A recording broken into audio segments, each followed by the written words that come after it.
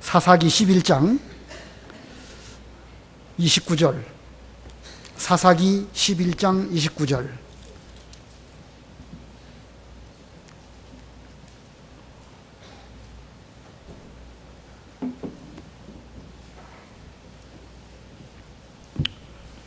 사사기 11장 29절입니다.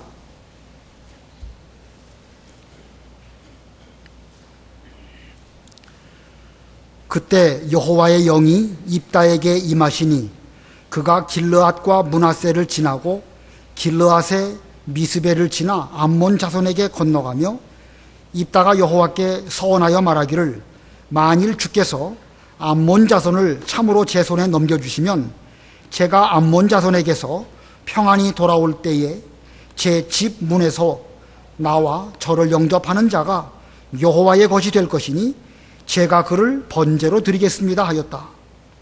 입다가 암몬 자손에게로 나아가서 그들과 싸우니 여호와께서 그들을 그의 손에 넘겨주셨으므로 그가 아로엘에서부터 민닛에 이르기까지 20성읍을 치고 또 아벨 그라밈까지 크게 사륙하니 암몬 자손이 이스라엘 자손 앞에 굴복하였다.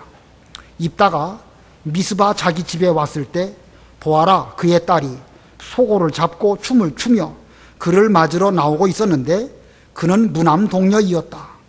그가 딸을 보고 자기 옷을 찢으며 말하기를 슬프다 내 딸이여, 너는 나를 비참하게 하며 나를 괴롭히는 자들 가운데 하나이다. 내가 여호와께 내 입을 열었으므로 돌이킬 수 없구나 하니 딸이 그에게 말하기를 내 아버지여, 아버지께서 여호와를 향하여 입을 여셨으므로 아버지의 입으로 말씀하신 대로 제게 행하십시오. 이는 여호와께서 아버지의 대적 암몬 자손에게 원수를 갚으셨기 때문입니다 하고 그 딸이 또 자기 아버지에게 말하기를 저를 위하여 이 일을 허락해 주십시오. 2달 동안 제게 자유를 주신다면 산에 올라가서 제가 처녀인 것 때문에 저와 제 친구들이 실컷 울겠습니다 하니 그가 말하기를 가거라 하고 2달 동안 딸을 보냈다. 그 딸이 자신이 처녀인 것 때문에 자기 친구들과 산 위에서 슬피 울었다. 2달이 끝날 때 그가 자기 아버지에게 돌아왔으며 입다가 자기가 서원한 대로 그에게 하였는데 그는 남자를 알지 못하였다. 이것이 이스라엘 가운데 관습이 되어 이스라엘의 딸들이 해마다 집을 떠나 나흘 동안 길르앗 사람 입다의 딸을 위하여 애도하였다. 여기까지 봉독하겠습니다.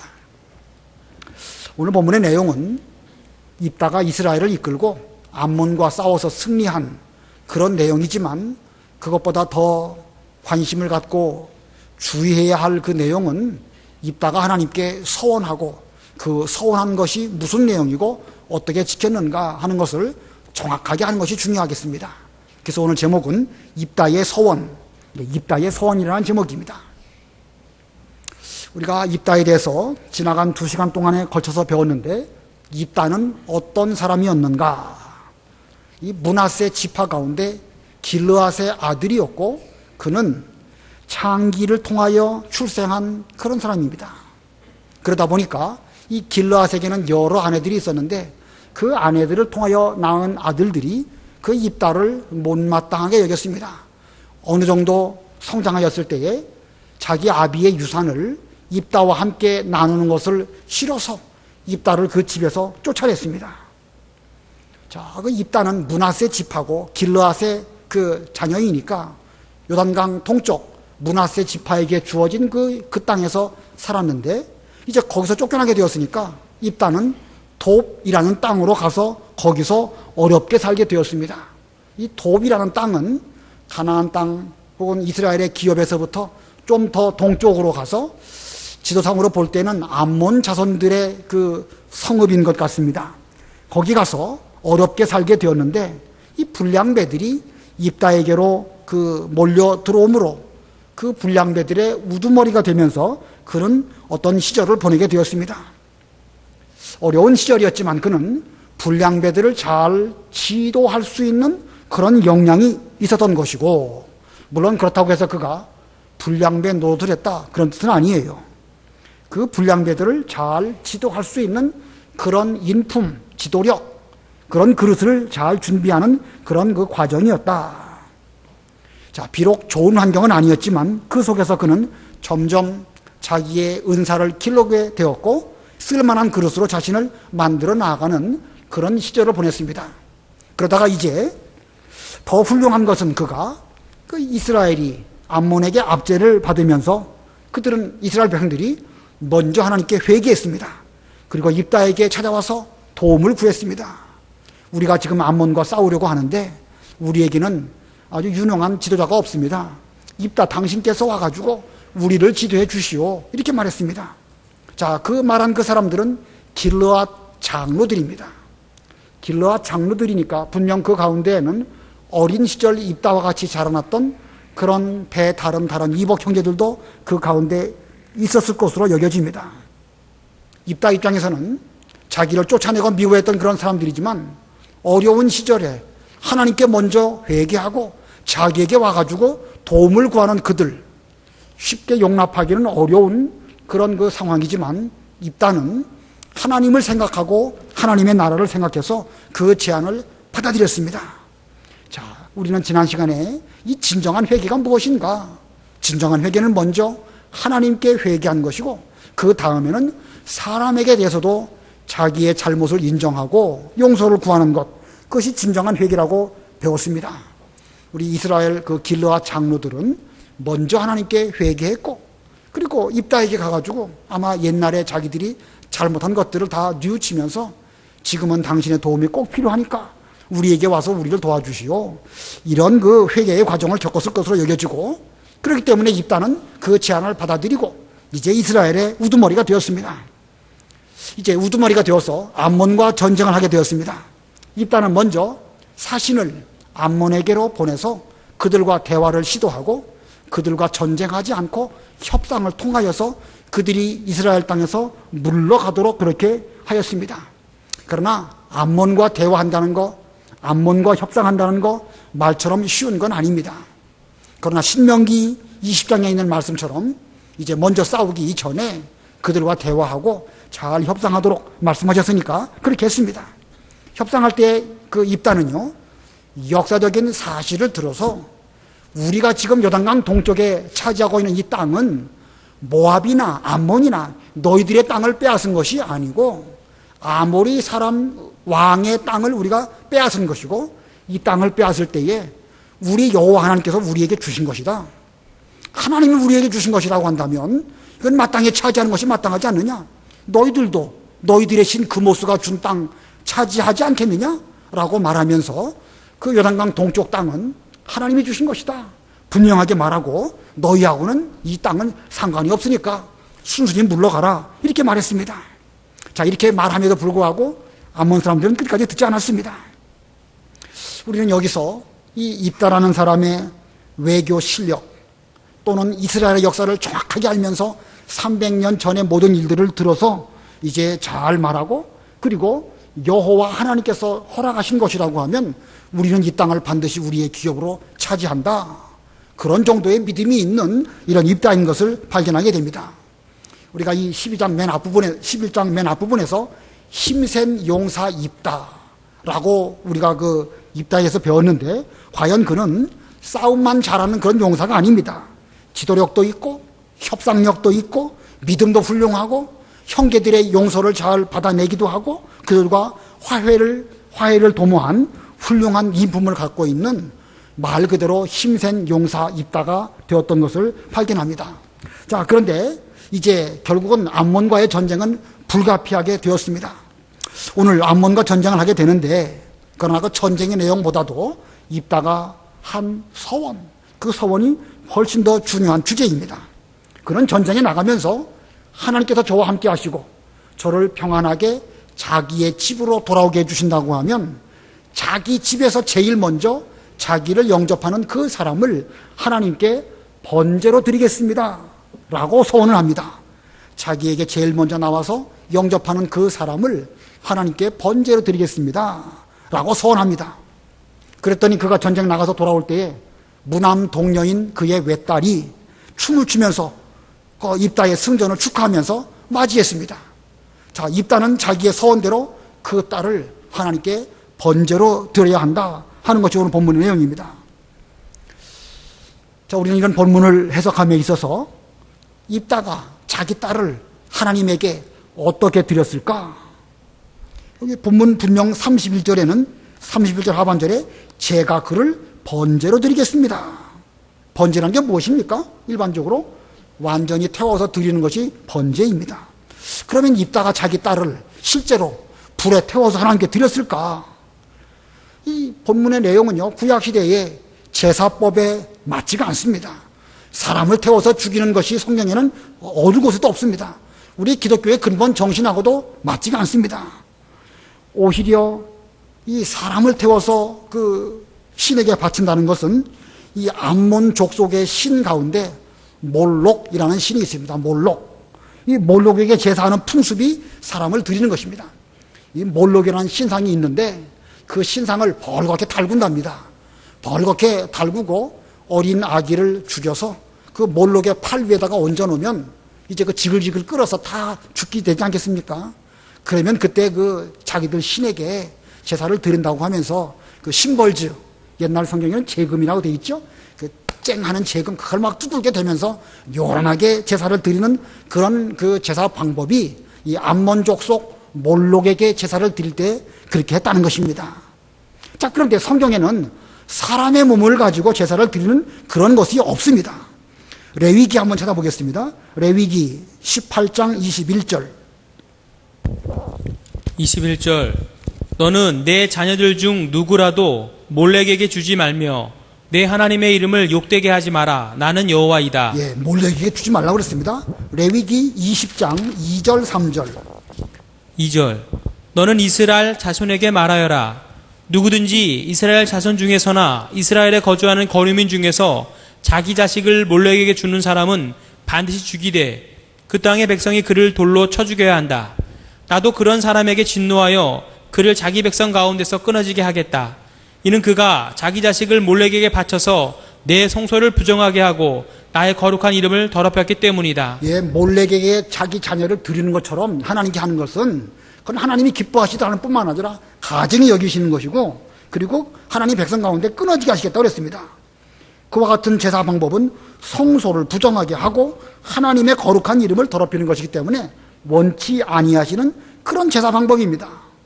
자, 이렇게 성경에 인신 제사를 금하고 있음에도 불구하고 입다가 자기 딸을 이렇게 몰록에게 주듯이 번제로 하나님께 과연 드렸을까? 정말 어려운 문제지요. 성경에는 이와 같이 해석하기 어려운 그런 부분들이 종종 있습니다. 우리는 그렇게 해석하기 어려운 그런 부분들을, 그런 주제를 뭐라고 말하냐면 성경의 난제, 성경의 난제라고 부릅니다. 그래서 그런 책도 있어요. 성경에 있는 여러 가지 난제들을 우리는 어떻게 해석해야 될 것이냐 하는 그런 부분들만 또 정리한 그런 책도 있다는 것입니다.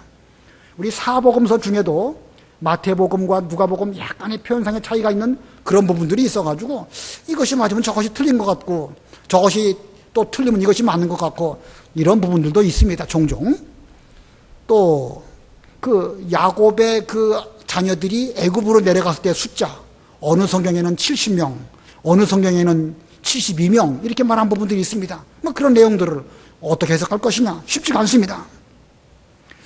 자, 성경에는 이렇게 성경의 난제들이 여러 종류가 있기는 있지만 제 생각에는 오늘 이 본문에 나와 있는 이 입다가 그 딸을 번제로 드렸다라는 이것이야말로 난제 중의 난제입니다. 아주 어렵게 해석하기가 쉽지가 않은 그런 것입니다. 자, 그래서 오늘 본문을 절절히 해석하기 전에 먼저 이 난제에 대한 올바른 해석부터 살펴보도록 하겠습니다. 자, 입다가 자기 서원대로 그의 무남동녀 딸을 번제로 실제로 불에 태워서 드렸을까? 이 두 가지 해석이 있습니다. 첫 번째는요, 실제로 그렇게 드렸다는 것입니다. 분명히 오늘 본문 가운데 번제라고 표현하고 있습니다. 그리고 이 개역 성경에는 우리 바른 성경하고는 약간 그 번역상 차이가 있는데 개역 성경에는 입다가 서원대로 그 딸을 하나님께 드리고 죽었다, 죽였다 이런 표현들이 있습니다. 그래서 이 개역 성경을 한번 읽어보시기 바랍니다. 38절 한번 읽어보세요. 38절 이르되 가라 하고 2달 위한하고 보내니 그가 그 동무들과 함께 가서 산 위에서 처녀로 죽음을 인하여 애곡하고 예, 거기 산 위에서 처녀로 죽음을 인하여 처녀로 죽었다라고 말하고 있죠. 분명히 여기 죽음이라는 표현이 있습니다. 그 다음 39절도 읽어보세요. 39절 2달 만에 그 아비에게로 돌아온지라. 아니, 개역성경으로. 예, 개혁성경입니다. 예. 2달 만에 그 아비에게로 돌아온지라. 아비가 그 서원한 대로 딸에게 행하니 딸이 남자를 알지 못하고 죽으니라. 이로부터 이스라엘 가운데 규례가 되어 예, 남자를 알지 못하고 죽으니라. 죽었다고 말하고 있죠. 자, 진짜로 번제로 드렸을까? 여기 죽었다는 표현이 더군다나 있으니까 뭔가 그렇게 해석하기가 십상인데 진짜로 번제로 드렸다고 해석할 수 있을까? 그렇다고 하면 하나님께서 그 제사를 받으셨을까요? 성경에 합당하지도 않은 제사를 하나님이 받으셨다? 그건 말이 안 되는 것입니다. 몰록에게 제사를 드리는 그런 방법으로 제사했다고 하면 하나님이 진노하시고 아까 그 레위기 말씀처럼 하나님 백성 가운데 끊어버리는 이런 일이 있을 것인데 실제로 그랬을까? 두 번째 해석은요, 그렇지 않다는 것입니다. 만약에 그렇게 사람을 번제로 드렸다든가 그러면 다른 성경에서 입다가 자기 딸을 번제로 드렸다라고 하면서 다른 성경에서 그런 내용들을 인용하든지 그의 믿음이 위대하다든지 훌륭하다든지 뭔가 이런 말씀이 있어야 될 것인데 사사기 외에 다른 어떤 성경에도 입사가 자기 딸을 번제로 드렸기 때문에 훌륭하다 마다 그런 말이 없습니다. 자, 이것은 사람을 불에 태워 제사한 것이 아니라는 것입니다. 두 번째 해석인데 많은 학자들은 입다가 말한 번제는 불에 태워서 죽이는 것이 아니라는 것입니다. 그러니까 이것이 바른 해석인데 어떻게 해서 그런 해석을 할 수 있는가? 네 가지를 제가 말씀을 드리려고 합니다. 그중에 첫 번째는요, 번제라고 하는 그 용어, 우리 말로 번역된 그 말은 완전히 불에 태워서 드리는 제사 이런 뜻인데 히브리 말로 그 올려 바친다 이런 뜻이 있습니다.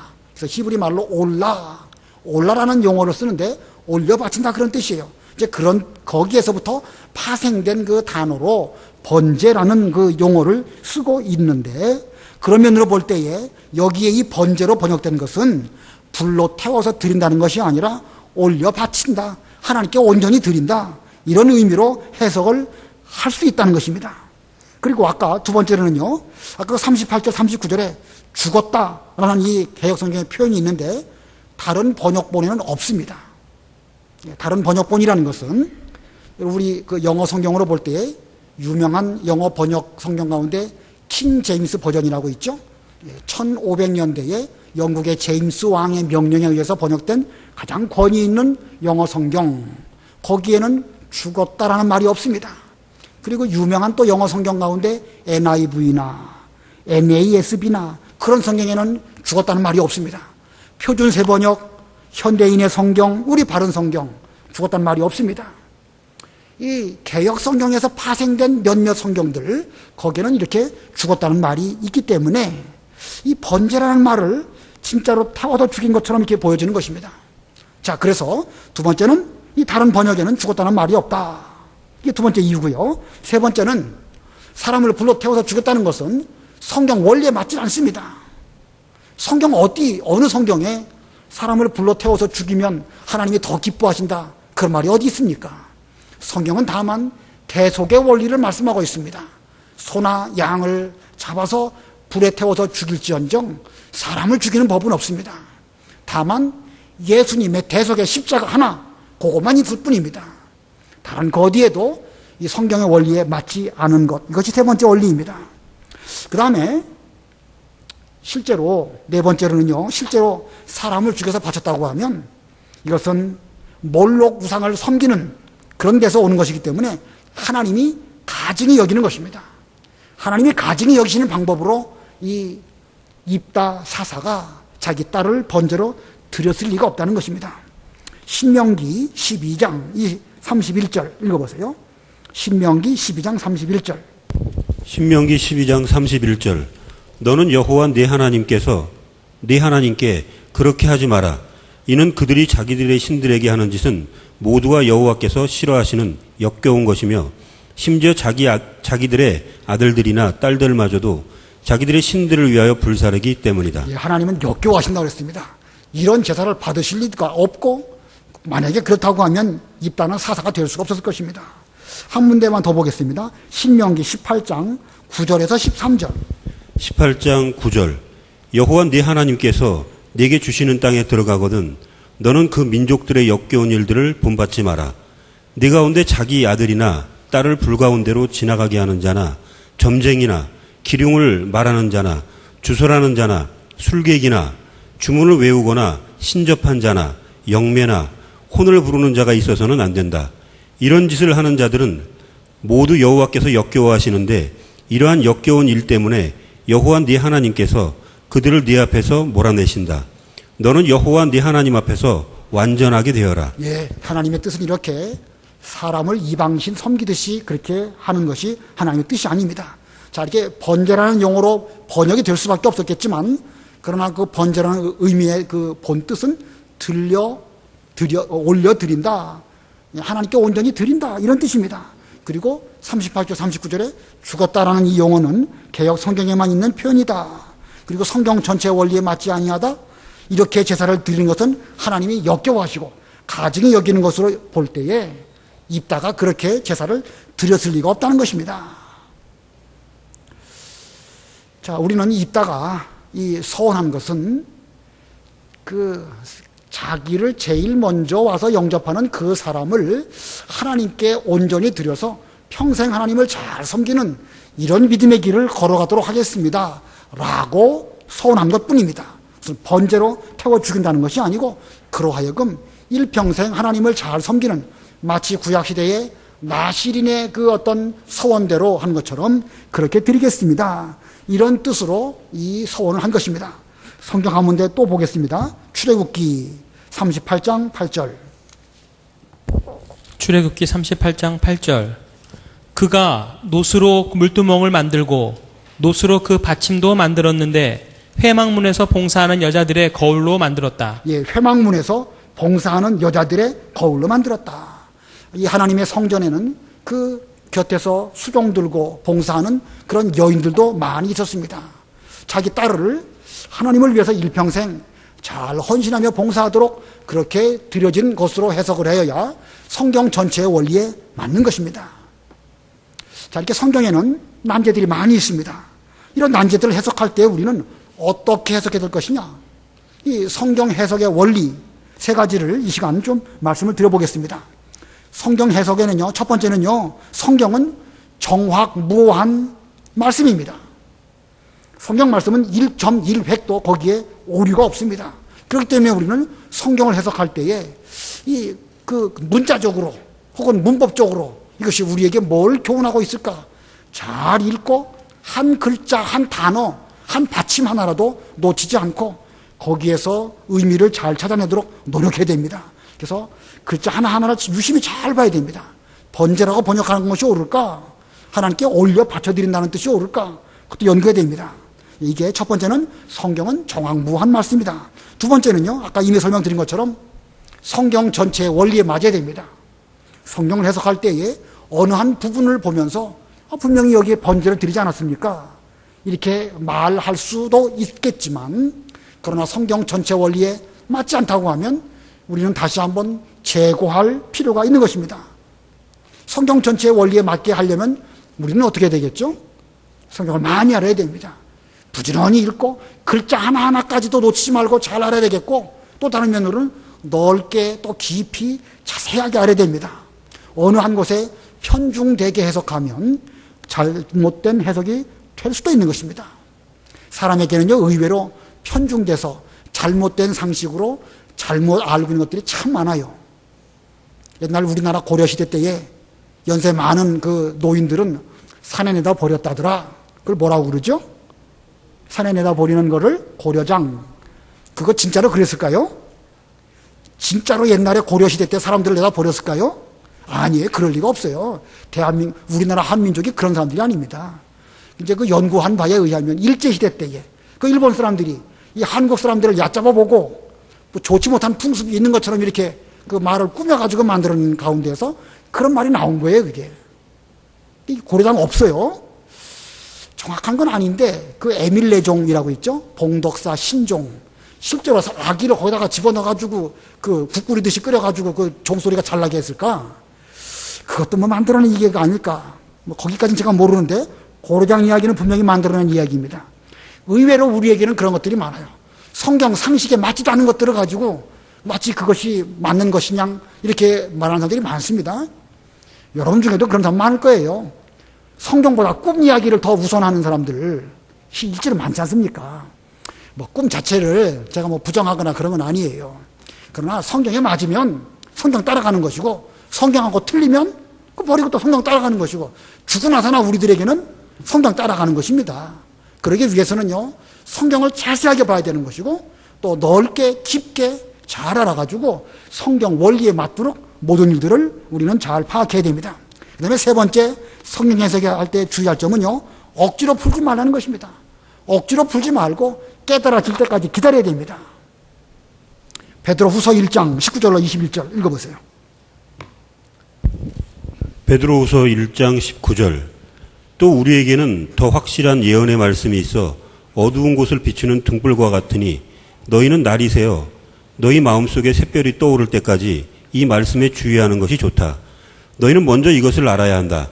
곧 성경의 모든 예언은 자기 마음대로 해석해서는 안 된다는 것이다.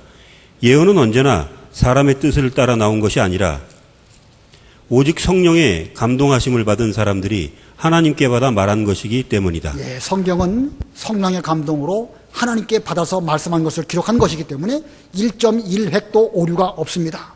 그렇기 때문에 우리는 그것을 해석할 때에도 성령의 감동으로 깨달아야 되는데 쉽게 깨달아지지 않을 때에는 억지로 풀려고 하지 말고 기다리셔요. 기다리면 때가 되면 깨달아지게 하실 때가 오는 것입니다. 지금 이 사사기 말씀 제가 신대원 1학년 들어갔는데 신대원 1학년 들어갔을 때에 여기저기 다른 교단에서도 신학생들이 많이 왔습니다. 다른 교단에서 온 신학생들은 우리 신학교 잘 모르고 또 이 목사님에 대해서 궁금한 게 많아요. 그런 사람들이. 우리 이 목사님은 이 난제를 어떻게 해석할까? 요 못된 신학생들이 예배 시간에 수업 시간에 질문을 했습니다. 사사기 11장에 입다가 자기 딸을 번제로 드린 것이 나오는데 어떻게 하는 것이 해석하는 것이 옳습니까? 우리 이 목사님께서 제가 지금 말씀드린 것처럼 성경을 그렇게 해석하는 것은 성경 전체의 원리에 맞지 않다. 그러시면서 이것은 번제로 드렸다는 것이 아니고 하나님께 올려 드림으로 그의 남은 삶을 온전히 하나님을 위해서 봉사하게 그렇게 드렸다는 뜻이다. 이렇게 말씀하셨습니다. 저도 이제 그 기억이 남아있는데 오늘 이 사사기를 제가 이 수요일마다 강의함에 있어서 이 오늘 어려운 부분을 설명을 드려야 되겠는데 저도 자신이 없어요. 그래서 오늘 오전까지도 계속 이걸 어떻게 말씀을 드려야 될까?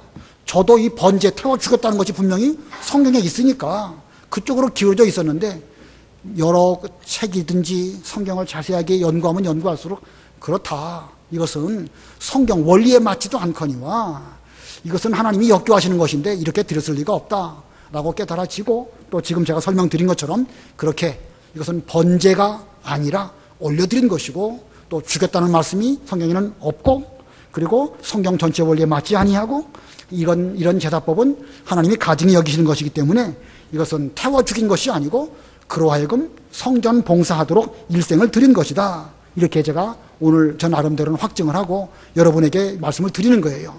저도 이게 이걸 어떻게 말씀을 드릴까 고민하는 가운데에서 오늘서 나름대로 정리정돈해서 여러분에게 말씀을 드리는 것입니다. 여러분도 이 말씀을 이제 나중에 또 별도로 다른 데 가갖고 해석하거나 누가 질문을 하면 막 고민이 되실 것입니다. 억지로 해석하시지 말고 우리 신앙적인 전통대로 그 보수적인 해석이 무엇인가 이걸 잘 연구해서 거기에 맞도록 성경을 해석할 수 있는 그런 실력을 길러야 됩니다. 만약 그런 실력이 아직 부족하다? 그러면 서두르시지 말고 성령께서 깨닫게 주실 때까지 참고 기다리는 것이 합당합니다. 자, 그럼 이제 본문으로 들어가서 오늘 본문 두 가지로 말씀을 전하겠습니다. 첫 번째, 입다의 출전과 서원입니다. 첫 번째 대지, 입다의 출전과 서원. 29절부터 31절까지 읽어보세요. 29절. 그때 여호와의 영이 입다에게 임하시니 그가 길르앗과 므낫세를 지나고 길르앗의 미스베를 지나 암몬 자손에게 건너가며 입다가 여호와께 서원하여 말하기를 만일 주께서 암몬 자손을 참으로 제 손에 넘겨주시면 제가 암몬 자손에게서 평안히 돌아올 때 제 진문에서 나와 저를 영접하는 자가 여호와의 것이 될 것이니 제가 그를 번제로 드리겠습니다 하였다. 예, 이스라엘과 암몬이 지금 진을 치고 있습니다. 암몬은 길르앗 쪽에 진을 치고 있고 이스라엘은 이쪽 그 미스바 쪽에 진을 치고 있는데 더 이상 협상이 안 되니까 이제는 전쟁을 할 수밖에 없습니다. 그래서 입다가 군사를 이끌고 이제 암몬 쪽으로 넘어갔습니다. 길르앗과 므낫세를 지나서 미스베를 지나서 암몬 자손에게 건너갔다. 건너가면서 그는 서원을 합니다. 만일 주께서 저를 자기 집으로 편안하게 잘 돌아오게 하신다고 하면 저를 영접하는 그 첫 사람을 하나님께 드리겠습니다. 이렇게 서원했습니다. 자, 하나님께서는 입다와 함께 하셨기 때문에 그 암몬과의 전쟁에서 이제 그 깊숙이 암몬 진영으로 쳐들어가서 많은 땅을 차지했습니다. 32절로 33절 읽어보세요. 32절 입다가 암몬 자손에게로 나가서 그들과 싸우니 여호와께서 그들을 그의 손에 넘겨주셨으므로 그가 야로엘에서부터 민닛에 이르기까지 20성읍을 치고 또 아벨 그라밈까지 크게 사륙하니 암몬 자손이 이스라엘 자손 앞에 굴복하였다. 예, 암몬이 이제 입다가 암몬 쪽으로 들어가서 요단강 동편에 이스라엘 백성들의 기업뿐만 아니라 이제 암몬 진영까지 쭉 들어가서 20개의 성읍을 다 치고 그들을 크게 사륙하니까 결국은 암몬이 이스라엘 앞에 굴복하고 말았습니다. 자, 여호와께서 그들을 그의 손에 넘겨주셨기 때문에 입다는 하나님 아버지 앞에 충성된 마음으로 소원을 했고 하나님은 그의 소원을 받아주셨고 그래서 암몬을 그의 손에 붙여주셨기 때문에 그 전쟁에서 크게 승리하게 되었습니다. 자, 두 번째 대지. 두 번째는요, 입다의 승리와 서원 이행. 입다가 승리한 이후에 그 서원을 지켰습니다. 전쟁에서 승리하고 돌아오게 되었는데 그런데 집에서 그의 딸이 그 입다를 환영했습니다. 34절로 35절 읽어보세요. 34절 입다가 미스바 자기 집에 왔을 때 보아라 그의 딸이 소고를 잡고 춤을 추며 그를 맞으러 나오고 있었는데 그는 무남 동료였다. 그가 자기 딸을 보고 자기 옷을 찢으며 말하기를 슬프다 내 딸이여 너는 나를 비참하게 하며 나를 괴롭히는 자들 가운데 하나이다.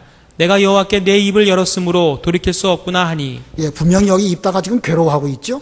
왜 괴로워했을까?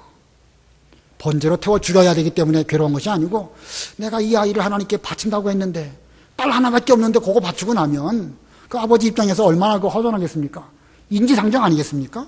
물론 또 다른 면으로 보면 내 딸이 하나님께 가가지고 하나님을 잘 섬기는 그런 믿음의 길을 걸어간다. 이런 면으로 보면은 신앙적으로 감사하겠지만 또 다른 면으로 보면 그게 쉬운 게 아닙니다. 여러분도 여러분의 자녀들 목회하라고 그렇게 선뜻 말하기 어려우시죠? 왜 그렇습니까? 쉬운 일이 아니기 때문에 그런 거 아니겠습니까? 여기 입다의 마음도 지금 그 딸이 이렇게 자기에게 소고를 추면서 춤을 추면서 오는 걸 볼 때에 내가 나를 괴롭히하고 있구나. 하나님께 내가 입을 열어서 서원했기 때문에 돌이킬 수가 없구나. 이렇게 좀 후회하는 이런 말을 하고 있습니다. 이걸 보면 이 입다가 하나님께 서원을 하기는 했지만 그의 서원은 성급한 서원이었고 경솔한 서원이었고 지나친 열정 때문에 그냥 덜컥 서원을 하고 말았다. 이렇게 볼 수가 있습니다. 심지어 서원을 할 때에 자기를 두고 서원했다고 하면 차라리 괜찮습니다. 다른 사람의 인생을 걸고 서원을 해버렸으니까 이거 뭐 참 돌이킬 수도 없고 자기 딸이 되었으니 얼마나 어려웠겠습니까? 입다는 지금 무남 동료로서 평생 결혼도 하지 않고 하나님을 위해서 바쳐드린 것이 인간적으로 괴로워서 입다가 이렇게 피통해했던 것입니다. 그러나 입다의 딸에게는 믿음이 있었습니다. 36절로 37절 읽어보세요. 36절 딸이 그에게 말하기를 내 아버지여 아버지께서 여호와를 향하여 입을 여셨으므로 아버지의 입으로 말씀하신 대로 제게 행하십시오.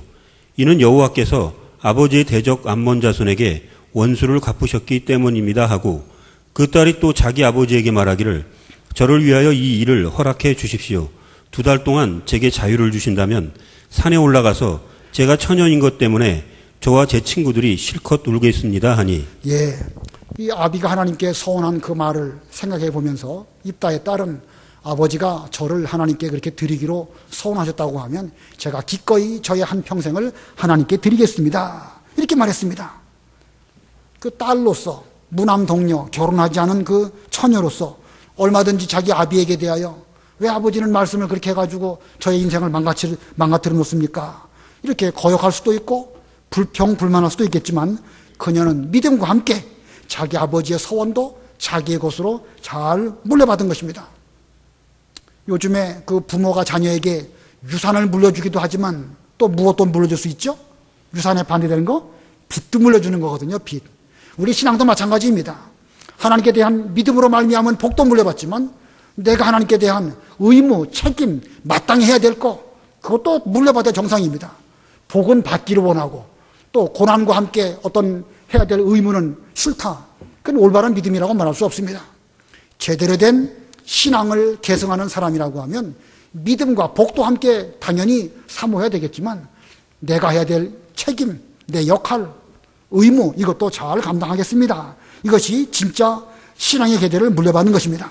자, 그래서 이 입다의 딸은 자기의 평생을 하나님께 헌신하여 드리는 이런 준비 기간으로 2달 동안 저에게 자유의 시간을 주신다고 하면 제가 친구들과 함께 자유를 만끽하고 그 뒤에 돌아와서 아버지의 서원대로 제가 하나님께 드려지는 그런 삶을 살겠습니다. 이렇게 해서 그는 그 길을 갑니다. 38절로 40절 읽어보세요. 그가 말하기를 가거라 하고 2달 동안 딸을 보냈다. 그 딸이 자신이 처녀인 것 때문에 자기 친구들과 산 위에서 슬피 울었다.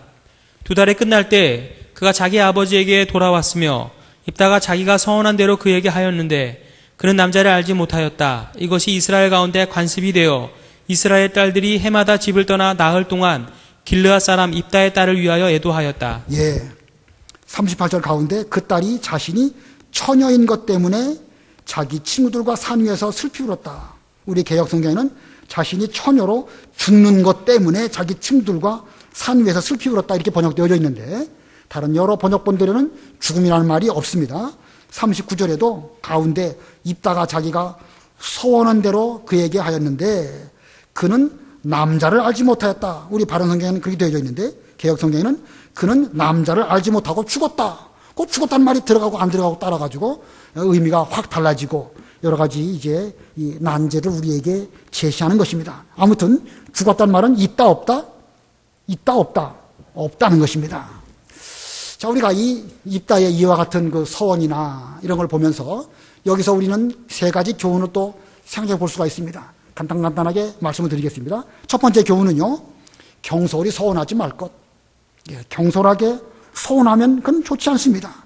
지나친 열심으로 경솔하게 서원하는 거 합당하지 않습니다. 어떤 사람은 다른 사람 집 두 채 있는 걸 보면서 자꾸 집 한 채 바치라고 자꾸 말하더라고요. 자기나 바치지 왜 남의 집 바치는 거 가지고선 그렇게 강요적으로 말하는지 그 별로 좋아 보이지 않습니다. 우리는 성경대로 하는 것이지 왜 그 다른 사람의 그런 것까지 자꾸 이렇게 말하는지. 또 자기 자녀의 어떤 그 삶에 대해서도요 함부로 말하는 것은 좀 조심스럽지 않을까 생각합니다. 제가 어렸을 때에도요 어떤 할머니들께서 저에게 너 커서 목사 되라 그런 말 여러 번 제가 들었습니다. 근데 저는 목사 될 생각이 전혀 없었는데 그 할머니들이 그렇게 말씀하셔서 그런 것인지 모르겠지만 쉬운 일이 아니거든요. 자기 삶에 대해서는 자기가 하나님 앞에 기도하고 그리고 하나님의 인도대로 이제 가면 그러면 누가 어떻게 맡겠습니까?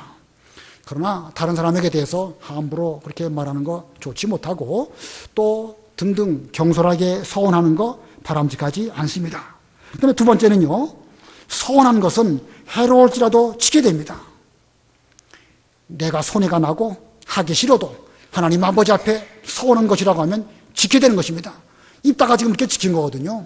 자기 문안 동료 딸을, 결혼도 하지 아니한 그 딸을 하나님께 드려가지고 성전에 가가지고 일평생 봉사하게 하는 거, 그거 뭐 아버지 입장에서 참 그 쉬운 일이 아니죠. 그러나 하나님께 한 서원에 대해서 지키기 위해서 본인도 그 서원대로 하려고 하였고 그 입다의 딸 역시도 그와 같이 한 것을 볼 때에 그게 또 믿음입니다. 성구는 집에 가서 한번 찾아보시기 바라고요. 신명기 23장 21절로 23절. 서원한 것은 해로울지라도 지키라.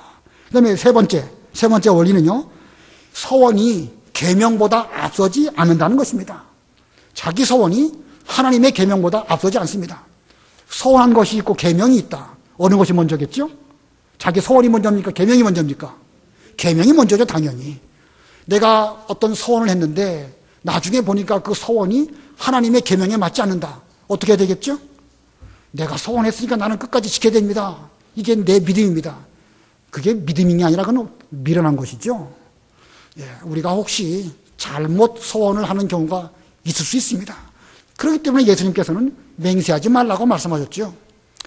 도무지 맹세하지 말라고 말씀하신 것인데 그것은 잘못 서원해가지고 그 서원에 매여가지고 잘못된 길을 가지 않도록 하시려고 그렇게 말씀하신 것입니다. 그러나 서원이 계명보다 앞서지 않는다는 것이에요. 혹시 우리가 잘못 서원했으면 하나님께 회개하고 제가 서원을 여차여차 하는 상황 가운데서 이렇게 했는데 회개합니다. 하나님 용서해 주십시오. 이렇게 하고 올바로 계명대로 길을 걸어가는 것, 이것이 올바른 것입니다. 잘못된 서원이라 할지라도 회개하고 고치면 되는 겁니다. 자, 이런 오늘 이 입다의 서원에 대해서 살펴보았는데 이 성경의 난제, 여기 외에도 다른 여러 난제들이 많이 있는데 우리는 이런 난제들을 볼 때에 이 성경은 정황무오하고 오류가 없다, 이런 원칙 속에서 성경 전체 원리에 맞도록 잘 해석을 해야 되겠고, 해석이 잘 안 되는 그런 부분들이 있다고 하면 오랫동안 참고 기다리면서 기도하는 가운데 깨달아질 때까지, 색별이 우리 마음속에 떠오를 때까지 참고 기다리는 것이 올바른 태도다라는 것을 잘 깨달으시고 그렇게 성경을 잘 보시기 바랍니다. 기도하겠습니다.